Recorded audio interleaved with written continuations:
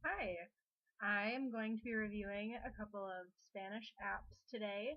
I intend to teach high school Spanish one day, so it's important to stay connected as an educator and to see what sort of resources and tools are available for both instructors and students. That way they can supplement their learning. It can just be really helpful for them to have this sort of technology available. And since iPads are becoming increasingly popular in classrooms, in particular, apps might prove very useful. So just uh, just to sort of pick a couple, I chose the El Diccionario Real Academia Española, their app, and essentially what this group is, it's like pretty much every language but English, or at least most languages, have institutions in place to help regulate the language, and they sort of decide if words can be accepted. Whereas with English, Webster's dictionary is coming out with new words all the time, and it's not really regulated. The Spanish language is, and La Real Academia Española is the institution that regulates the Spanish language. And so, yeah, their app is just a dictionary. It's just exactly like if you were to pick up an English dictionary off the shelf, except this is electronic. But it's similar in that you have to be looking for the word in the target language. For instance, if you were to type in donkey, this is the app right here. This is the basic load up screen, and I'm going to type in donkey in this search bar right here. Donkey in English. Then I just press done and it searches, and it comes up with la palabra donkey no está registrada en el diccionario.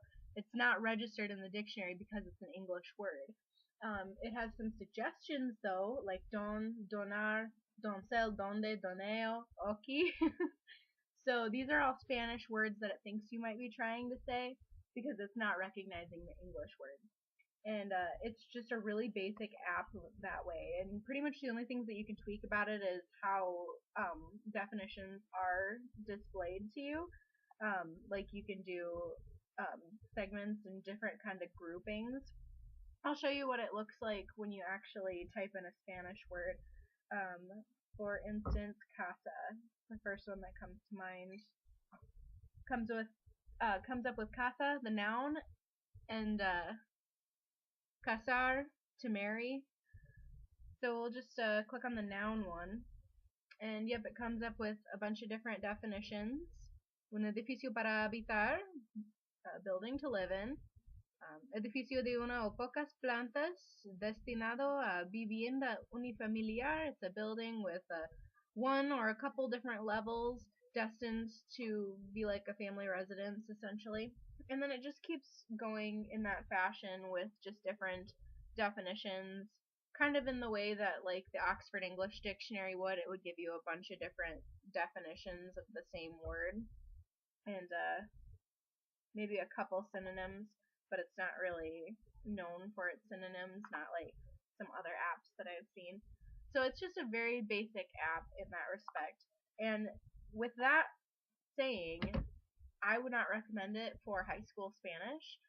I just know that a lot of students taking college Spanish courses are not even ready to use an entirely Spanish dictionary. It requires a command of the language that pretty much advanced English native English speakers and secondary, like Spanish as a secondary language speakers. It would require them to be a bit more advanced, is what I'm trying to say. So, yeah, if you have a pretty good command with the Spanish language, then I would definitely recommend you turn to this particular app. But I think that I'm pretty advanced and it's still not even my favorite. I personally prefer word reference, which one of my partners should have reviewed in another video. So yeah, I would not recommend that for high schoolers seeking a little supplemental instruction. But to move on to my other app that I have chosen to review, it's called Memrise, and I am actually very enthusiastic about this one. I was just using it yesterday. I am trying to learn French. I already pretty much know Spanish, so I mean, of course, there's always new things to learn, but I feel like I've gotten to a point with Spanish where I can move on to other things and I can focus on another language.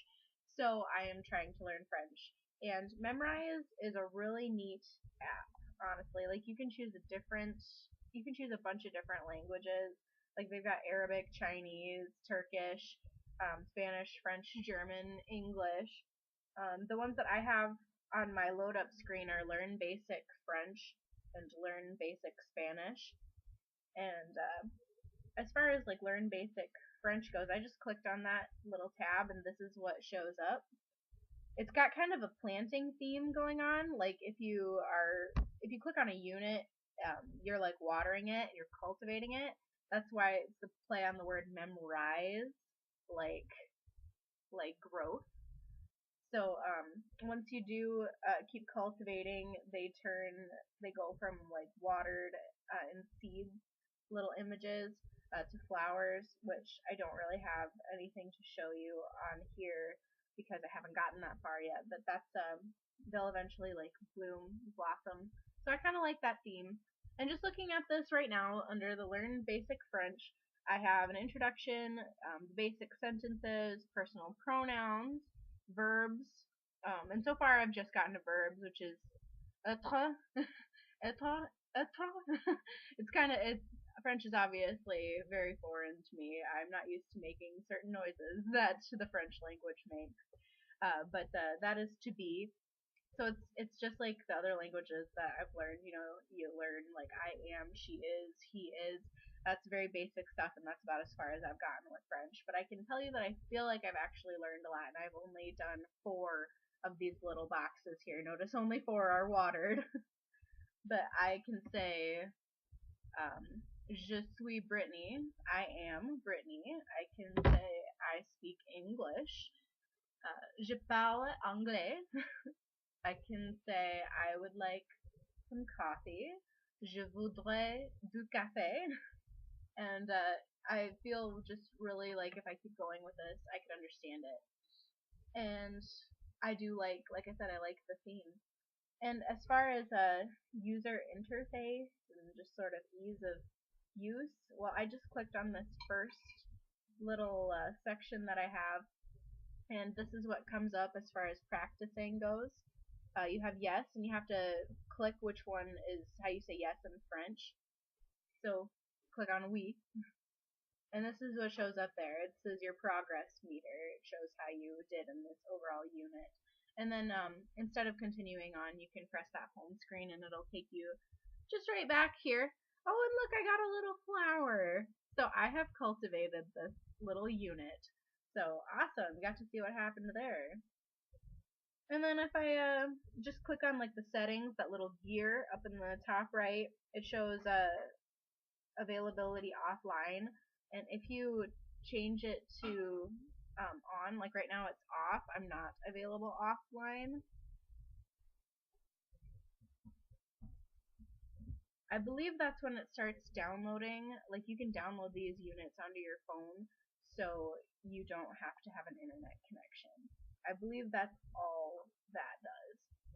And I don't have an external SD memory card slot on my phone, so I'm not going to try it. I don't want to risk ending up using too much space on my phone. But that is an option. So overall, I would definitely recommend this to anyone trying to learn another language. It's very easy to use. Basically, when it comes to practicing, like you're given an initial introduction to what you're learning, then you have to match English translations to the French translation, in my case, or whatever language you're learning. And you get to, sometimes there's a word scramble, sometimes it requires you to spell the words in the target language.